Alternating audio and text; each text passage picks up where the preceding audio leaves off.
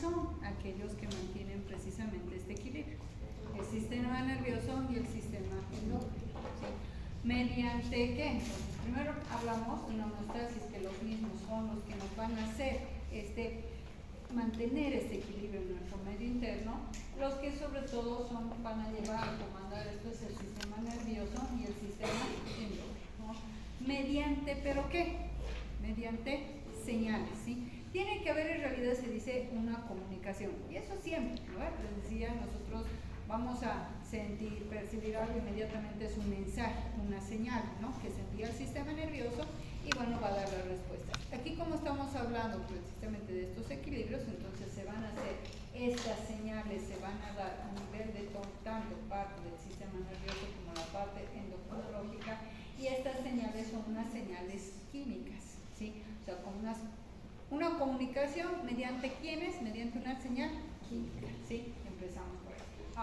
Ahora, por decir, se dice que estas señales existen, o sea, hace esa comunicación mediante señales, ¿no ves? Empezamos. Ahora, hay la comunicación entre células cuando están cercanas, que esas son las más fáciles, ¿no? Esa comunicación. A esa comunicación se llama una comunicación intercelular, ¿sí? Entre las mismas células que están cercanas. Y generalmente se ha dicho que estas comunicaciones que son más cercanas en estos de sus alrededores se llaman también paracrino o local, ¿sí? Ahora, tenemos otra forma de comunicar, porque hemos dicho estamos haciendo estas señales químicas, ¿no? Una comunicación por medio de ellas, pero cuando ya estuviéramos hablando de células más lejanas, ¿no? En espacios más allá. A esto, entonces, ¿qué pasa? Esas señales químicas primero entonces se van a vertir al espacio extracelular, porque hemos dicho estas señales más simples estamos lado a lado, ¿no? Entonces hacemos una comunicación entre células.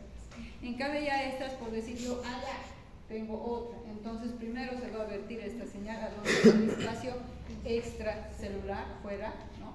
Y ahí es donde se va a empezar a hacer la comunicación, porque ese espacio extracelular pasa, después pasa a otra célula, es como yo estoy haciendo esa comunicación, ¿no ves? Le paso después al siguiente, esta es la forma cuando ya son más lejanas. Esas otras células van a ir enviando estas señales, o sea que van a ir pasando a otro, cuando hablamos de lugares más allá. ¿Quiénes son esas señales? A veces aquí, cuando estamos hablando de los más lejanos, son aminoácidos, péptidos, proteínas, estos son, ¿sí? Estas son esas señales las que están haciendo esa comunicación más allá, ¿no? Más allá de lo que normalmente tenemos. Entonces, por eso dice, para establecer una comunicación, porque les decía, es mediante hay una comunicación mediante señales químicas. Para establecer esa comunicación eficiente entre las células, como estábamos diciendo, que están muy alejadas, la señal química debe pasar entonces al intersticio, de allá a la circulación, van pasando, como les estaba diciendo, ¿no? Y es transportada por la sangre para tomar contacto ya con las células del organismo. Como tomar buses, ¿no? Es comunicación. Ella le dice a él pasa aquí. Pero entonces estas nuestras señales son intersticio, circulación. La circulación que va a hacer ya va a transportar, ¿no? Por medio de la sangre, y va a tomar contacto con esas células del organismo. Entonces nosotros decimos, esas señales químicas que estamos diciendo, ¿no? Que llegan a la circulación, podríamos decir que son unas secreciones endócrinas, ¿sí? Entonces, ¿qué es? Tenemos una secreción endocrina y una señal secretada en la parte de la hormona. Vamos a decir un poquito esto. Entonces, ahí está la hormona. ¿Qué es una hormona? Es una sustancia de naturaleza química variable, que liberada, estamos diciendo, ¿no? Hemos dicho secreciones, ¿no? Esas señales que después van a ir formando esta hormona como tal. Entonces, ¿qué es esa hormona? Es liberada y transportada en la sangre en pequeñas cantidades y desencadena una respuesta fisiológica determinada, porque vamos a ver que tenemos muchas hormonas, ¿o no? ¿Sí? Tenemos las hormonas tiroideas, tenemos las hormonas, la parte de las sexuales, ¿no? Tenemos la parte de las prolactinas, cuando vemos de las mujeres, o vemos la oxitocina, tenemos un montón de hormonas. Por eso dice, desencadena una respuesta fisiológica determinada. ¿no ve? En otras células. Entonces, nosotros estamos diciendo que las hormonas, vamos a decir, que tienen, son formadas por unas células especializadas, ¿no ve? Que generalmente van a ir terminando formando unas glándulas que se llaman las glándulas endócrinas. ¿Cuál es la característica, por ejemplo, de estas glándulas endócrinas? La característica es que liberan sus secreciones directamente a la sangre, ¿sí? Estas. Hay otras glándulas que se llaman las glándulas exócrinas, ¿sí? Estas, ¿qué es lo que hacen? Liberan sus productos, pero ¿mediante qué? Mediante unos conductos, ¿sí? Por eso dice por conductos al exterior del organismo. Aquí hemos visto mis endócrinas, liberan directamente, ¿lo ven? Y la parte de mis exócrinas van a liberar sus productos por estos conductos al exterior del organismo. ¿Cuáles serían, por ejemplo? Gastrointestinal, respiratorio. Eso es lo que estamos viendo. Estamos empezando desde el principio, ¿no? Por eso estamos hablando de una introducción en la parte de la endocrinología, ¿sí? Entonces, estamos viendo cuáles vendrían a ser las funciones de esta. Ahora, estas glándulas endocrinas, generalmente, ¿cuáles tenemos? Hipófisis, pineal, tiroides, suprarrenales, que es corteza y médula, paratiroides, gónadas, que hablamos ovarios y testículos, los islotes de Langerhans, ¿no? Entonces, tenemos estas, las que decían que directamente estas, por ejemplo, vierten a la sangre, ¿no? Las otras estamos hablando que son ya por medio de unos conductos, ¿no? Por eso hemos puesto respiratorio, ¿no?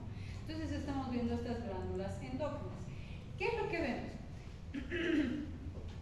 Las múltiples actividades de las células, los tejidos y los órganos de nuestro cuerpo están coordinadas mediante la interacción, es lo que les estaba diciendo, de mensajes químicos, comunicaciones, ¿no ve? Esa comunicación mediante estas señales, ¿no? Entonces, eso es lo que vemos, esas actividades en nuestras células, los tejidos y los órganos. ¿Cuáles son estos, por ejemplo, entonces, mensajeros químicos que hemos dicho, ¿no ve? Que hemos ido mencionando?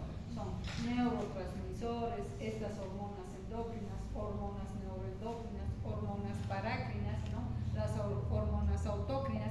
Estamos viendo es la mediante dirección de estos mensajeros, mejor dicho, químicos, ¿no? Esa comunicación que estábamos empezando a hablar, ¿no? Entonces son estas comunicaciones que normalmente tenemos para hacer estos mensajes, porque es esa comunicación que necesitamos tener, ¿sí?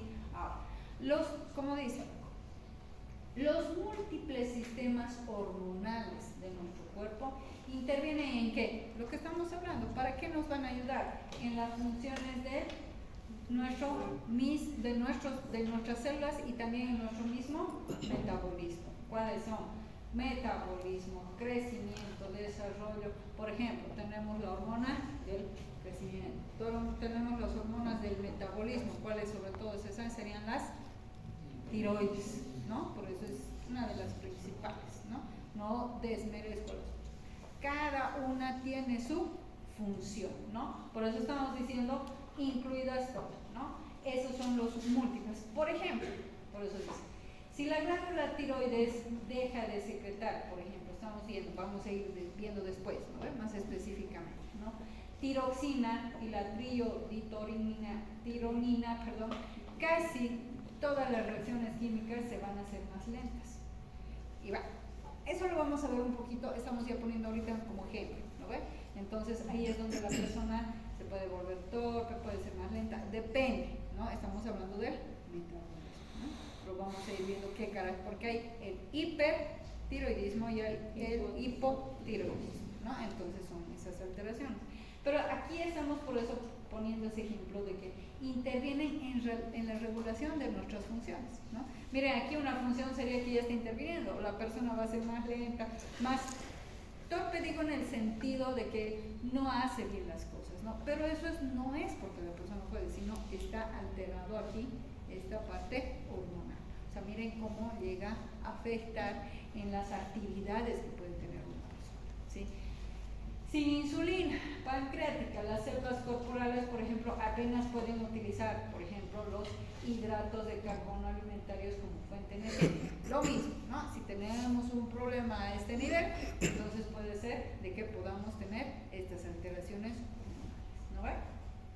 Y por último, si las hormonas van, porque son varias, estoy poniendo solo unos cuantos, ¿no? Porque son varias que tenemos. Sin las hormonas sexuales, el desarrollo y las funciones sexuales igual no van a tener el lugar determinado, o sea, van a tener alteraciones. Por eso a veces dicen, lo principal es que, ¿qué tienes que hacer? Revisar la parte hormonal, ¿no? Cuando se ve alguna alteración en su paciente, ¿sí? Ahora, vemos la secreción, transporte y aclaramiento de las hormonas de la sangre. ¿En qué consiste? Algunas hormonas, miren, como la adrenalina y la noradrenalina, se secretan varios segundos después de una estimulación. Por eso dice, este es un deporte de full adrenalina. No, a eso se refiere. Inmediatamente, ¿no? Se van a secretar después de una estimulación en segundos, ¿no? Ya se secreta, ¿no? La adrenalina de la glándula y tardan en desarrollar toda su acción escasos segundos o minutos todavía. O sea, se va manteniendo, ¿no? Es que todavía estás ahí con la adrenalina un tiempo determinado. La mayoría de la parte hormonal tiene su tiempo, por si acaso, porque si se mantiene también latente, ahí también va a estar alterado, ¿o no? Tiene su momento de actuación o de accionar y después tiene eso que bajar, ¿no? Ya no tiene que estar. Por eso tenemos límites o niveles, ¿no? De fracción. O sea, cuando yo voy a tomar una muestra de sangre, si lo veo alto es que porque sigue, ¿no es cierto? Latente, ¿no? Entonces, eso es lo que normalmente tenemos que ver en los pacientes. Otros, como la tiroxina o la hormona del crecimiento, miren, estas en cambio, hay algunas que no son, algunas que tienen un tiempo un poco más largo. Por ejemplo, por eso dice la hormona del crecimiento tarda varios meses en ejercer, ¿o no? Pero no va a ser solamente, a ver, imagínense que uno nazca solamente un ratito y después ya no hay crecimiento, ¿no ve? Entonces, a eso se refiere. Hay algunas, así como se puso el ejemplo de la adrenalina, no adrenalina, van a actuar, pero también tienen, claro, vamos a decir minutos, ¿no? En cambio, estas, o sea, que van a ir todavía teniendo esa acción, a eso se refiere. En cambio, hay otras que tienen mayor tiempo de acción, ¿no? Entonces, eso es lo que normalmente vemos que pueden tener. Si quieren, por tanto, el inicio y la duración de la acción difieren en cada hormona, por eso les decía, no es lo mismo, dependiendo de qué, de la hormona, ¿verdad? Por eso dice, depende de su función y control específico, no son todas iguales, ¿no? Eso es lo que estamos viendo en estos momentos. Ahora, hay una retroalimentación de las secreciones hormonales. Hay una que se llama la retroalimentación negativa y otra es la retroalimentación positiva, ¿sí? La retroalimentación negativa, dice, evita la actividad excesiva de los sistemas hormonales, o sea, hace de que cuando ve que está en mucha cantidad, va a ir disminuyendo, ¿no? Por ejemplo, como se dice, miren, bueno, esa es la positiva, aquí primero. Por ejemplo, hubiera un descenso de la glucemia, es detectado, porque nuestro cuerpo va a sentir, ¿no? Descendió, ¿sí? La parte de la glucemia. Entonces, ¿qué va a pasar? ¿Quiénes van a ser los que van a actuar? Insulina. Las células, pero empecemos por qué células, porque pueden ser, ¿no? Las células alfa, por si acaso, porque hay células beta, eso hay que ver. Las células alfa de quién? De los islotes de Langerhans. Acuérdense por eso cómo empezaba, ¿no ves? Decía, hay una comunicación mediante señales químicas entre las células. Aquí ha habido un descenso, listo, empezó a comunicar. ¿A quienes les han comunicado? Estas células alfa han sido las que han recibido, ¿no? De los islotes de Langerhans. Entonces, ¿qué han hecho? Estas que son productoras y secretoras, vamos a decir, del glucagón, ¿qué hacen? Inmediatamente van a estimular, por ejemplo, si está bajito, estimulan ¿a quién? Al hígado. El hígado es el que también es productor de glucosa, ¿sí? Una parte, ¿sí? Entonces ya le dice, liberen porque estamos bajos de azúcar. Entonces va a empezar a subir y a mantener, a eso se llama, ¿qué hemos dicho? Homeostasis, ¿sí? Por eso decíamos mantienen ese equilibrio. Lo contrario, si estuviera muy alto, va a decirle inhiba, ya no saquen, ¿no ve? Entonces va a hacer que eso disminuya. Esa es una retroalimentación negativa, por eso dice evita actividad excesiva, o sea, tanto, demasiado como un poco, ¿no? Entonces va a ir así, y eso es en diversos lugares, ¿no? En varias partes. Ahora, esa es una retroalimentación negativa. Una retroalimentación positiva puede dar lugar a un incremento de las concentraciones hormonales, pero esto no es tan continuo, porque si no sería fatal, ¿o no? Por eso dice incremento. A ver, ¿dónde sería? ¿Alguien se imagina cuál? Perdón, no te escuché. En el embarazo. ¿Ya? Cuando ya está el momento del parto, llega a elevarse la vasopresina, si no estoy segura. No. La oxitocina. La oxitocina llega a generar mayor contracciones para poder generar precisamente el trabajo del parto, ¿no ve? Por eso es en ocasiones solamente, porque si esto fuera continuo, en cambio el otro trata siempre de estar, vamos a decirlo continuo, pero ¿para qué? Para mantener el equilibrio en nuestro cuerpo, ¿no? En cambio esta, si incremento de concentraciones, ya si fuera algo patológico, ¿no ves? Si algo no está funcionando bien, va a aumentar, va a aumentar, va a aumentar, y eso no nos conviene, ¿no? Solamente en algunos casos, el más sería ¿no? De la oxitocina, ¿no? Que va a hacer una estimulación, pero eso es igual, ¿no? Porque fisiológicamente, yo de que ya era un momento en el cual tenga que ayuda a hacer mayores contracciones para precisamente hacer el trabajo de parto. Ahora, hay mujeres en las cuales no, porque creen que a veces dicen no puedo, no hay contracciones, entonces ¿qué se terminan haciendo? Plan B, cesáreas, por decir. O sea, siempre se trata de ver cuando ya está algo alterado, hacer otro tipo de tratamiento, ¿no? Porque dicen no hay contracción, no hay dilatación, bueno, eso no lo debe complicar, porque además se toman otros puntos, ¿no?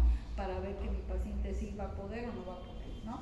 Entonces, a eso se refieren estas retroalimentaciones, ¿sí? Entonces, una retroalimentación negativa, actividades excesivas, y positivas, pero aquí concentraciones mayores, ¿no? Eso es lo que vemos en esta parte. Ahora, hay variaciones cíclicas de la liberación hormonal, ¿no? Cíclicas, como dicen, por eso hay en un ciclo determinado.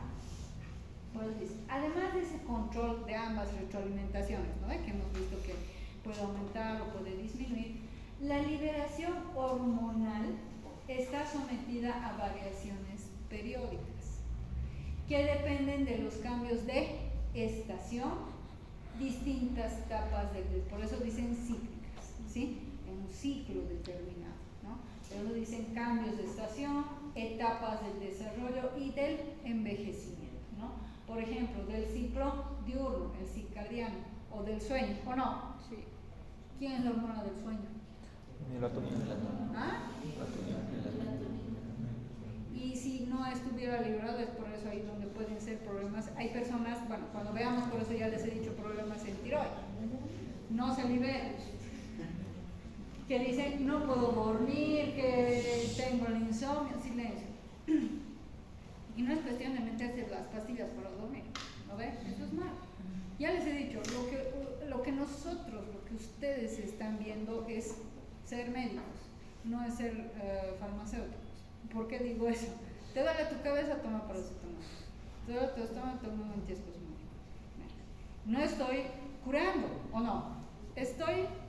Voy a decir, haciendo un tratamiento paliativo, voy a decir. O sea, estoy paliando el dolor en ese momento y nada más, pero no estoy haciendo un tratamiento curativo, porque eso es lo que tiene que hacer, curar, saber encontrar la causa, ¿por qué es? ¿No? Entonces, a ver, no es normal, y ya de acuerdo a lo que yo puedo imaginarme, puedo saber y decir, te voy a pedir estas hormonas, voy a pedir estos exámenes, ¿no? De acuerdo a lo que puedo conocer. Por eso es que se dice que normalmente sabemos que hay hormonas que tienen su tiempo, en tiempos determinados se van a ir liberando. Por ejemplo, como dicen, la secreción de la hormona del crecimiento aumenta de manera notable durante el primer periodo del sueño, para que vean. ¿Por qué creen que los niños se dice que son los que deben dormir más? ¿No ven? Precisamente te estimula el crecimiento, ¿no? O sea, liberando, claro, evidentemente, esta parte de la hormona, ¿no? O sea, con el sueño se libera, ¿no? Entonces es por eso que dice, no duerme, tiene que dormir, ¿no? Y por eso, y bueno, para nosotros no es que digamos crecimiento, cuando ya crecieron, sino eso ya también es por salud mental, cerebral, ¿no? Eso es para hacer el descanso, ¿no? Pero aquí estamos viendo cíclicamente, entonces por eso dice notable mientras que disminuye en las fases posteriores, porque ojo, no es lo mismo como se dice dormir como vigilia, eso se ve un poquito en neuro, es distinto, ¿no es cierto?, a entrar en un sentido más profundo de sueño, ¿no? Yo puedo ahorita cerrar mis ojos y un rato nada más, esa es la famosa vigilia, ¿no? Un poquito hecho ahí nada más y después como que, claro, estoy como que indirectamente alerta, ¿no? Voy a escuchar ahorita a alguien se durmió porque ya se aburrió, entonces, pero se mueve entonces y ya se ha despertado, ¿no? Es así, a eso se refiere, ¿no? En las fases posteriores. En muchos casos, estas variaciones que estamos hablando cíclicas de la secreción hormonal obedecen a los cambios de actividad de las vías nerviosas que intervienen en el control de la liberación. O sea, estamos hablando de acuerdo a lo que el sistema nervioso. Por eso he hablado desde el principio. ¿Quiénes son los que me van a regular todo esto mediante esa comunicación? Sistema nervioso y el endocrino, ¿no? Que van a hacer sus mensajes y comunicaciones entre ellos, ¿no? Mediante todas esas señales que normalmente vamos a ir viendo. Voy a ir quedando un poquito aquí. Pero para eso, esas comunicaciones que estamos hablando tanto, hay, como se dice, receptores de hormonas, ¿no? La acción de una hormona comienza con su unión a un receptor específico, porque no crean que es a cualquiera, ¿no ven? No es así. Hay unas que reciben, es como decir, yo a ella no le hablo, no le voy a hablar a ella, entonces sí, ¿no ven? O sea, a eso se da, ¿no? Entonces hay receptoras específicas para la redundancia, recibir esa comunicación, ¿no? Por eso dice, comienza con su unión, pero un receptor específico de la célula, porque esa célula sabe qué respuesta va a dar o a quién va a pasar. A él, por eso se dicen específicos, ¿no? No va a ser lo mismo ver, qué sé yo, de la leucemia que se vaya a hacer algo del sueño. ¿No ve? O sea, no va, ¿no? O sea, eso se va. Son específicos los receptores los cuales vamos a tener. Las células que carecen de receptores para una hormona, ¿qué van a hacer? No van a responder a eso, ¿no? No tienen esos receptores. Son como, te dice, esas comunicaciones específicas. No tiene, por muy que pase, va a pasar por ahí, no va a pasar nada, ¿no? No hace ningún tipo de respuesta porque no va a parar. Ahí dice, los receptores de algunas hormonas se localizan en la membrana de la célula efectora. Efectora me refiero a la que está recibiendo, ¿no es cierto? Y va a dar, como dice la palabra, un efecto, una respuesta, ¿sí? Mientras que los de otros, hay algunos se encuentran en el citoplasma o en el núcleo. Aquí me están diciendo que algunos pueden ser en su membrana, como otros pueden ser en su citoplasma o en la parte del núcleo, que van a recibir. No son todos iguales que reciben, pero ya tienen sus receptores determinados en estos diferentes lugares, ¿no? Entonces, y para poder hacer esa respuesta. Cuando la hormona se combina con ese receptor que estamos diciendo, esta acción desencadena una cascada de reacciones. Es como decir, yo lo estoy comunicando, voy a empezar a hacer el trabajo que le corresponde. A eso es la cascada de reacciones en la célula. La activación se va a potenciar en cada etapa, de forma que hasta una pequeña concentración de hormona puede ejercer un gran efecto, porque ya estamos haciendo esa comunicación, ¿no ve? Ya estamos haciendo ese efecto de liberación de esta parte, de estas señales químicas que habíamos dicho, ¿no ve? A la sangre y a quién corresponde. Si ha sido la adrenalina, que alguien se asustó, ya su adrenalina ha subido, ¿no ve? No. Entonces es así, ¿no? Tiene sus momentos que ya han hecho sus respuestas que son así de rápidas, ¿no? Entonces eso es lo que vemos normalmente, ¿sí? Los receptores, miren, hormonales que estamos diciendo, ¿qué son? Son proteínas, ¿sí? Esos receptores son unas proteínas, algunos le llaman unas glicoproteínas también, de gran tamaño, y cada célula estimulada, miren, poseen entre ¿cuánto? 2000 a 100.000 receptores. Porque no es pues poco. Es que vean la homeostasia que debe existir en mi cuerpo, ¿no ves? siempre tiene que estar en una forma equilibrada. Esto rompe una patología, ¿sí? Entonces, ¿qué estamos viendo? Son estas proteínas de este tamaño determinado, que tienen estos receptores, ¿no? Hay muchas que no, hay muchas proteínas que no tienen, y estos que ya les he dicho que no van a hacer ninguna reacción hormonal, nada más, ¿no? Pero entonces estos tienen esa cantidad de receptores. Además, cada receptor suele ser, como les decía, muy específico para lo que les decía, ¿no? No puedo mezclar la glucosa con la del sueño, por decir, ¿no? O la adrenalina, ¿no? Entonces, hay algunos que sí, como otros no, ¿no? Pero por eso dice, es muy específico para una única hormona, lo que determina el tipo de hormona que va a actuar el tejido correcto, ¿no? Que si va a ser, que si es el páncreas, si es la parte del cerebro, si son las glándulas suprarrenales o lo que estamos hablando de la oxitocina, ¿no? Entonces son en diferentes lugares y órganos que van a hacer esta reacción o respuesta de acuerdo al receptor que tiene, ¿sí? ¿Entendido? Entonces es lo que normalmente nos queda. Los tejidos que reaccionan en respuesta a una hormona determinada son los que van a contener esos receptores, nada más para ella, ¿sí? Ahí me voy a quedar porque estamos entonces empezando a hablar de la introducción a la endocrinología, ¿sí? Y vamos a ir viendo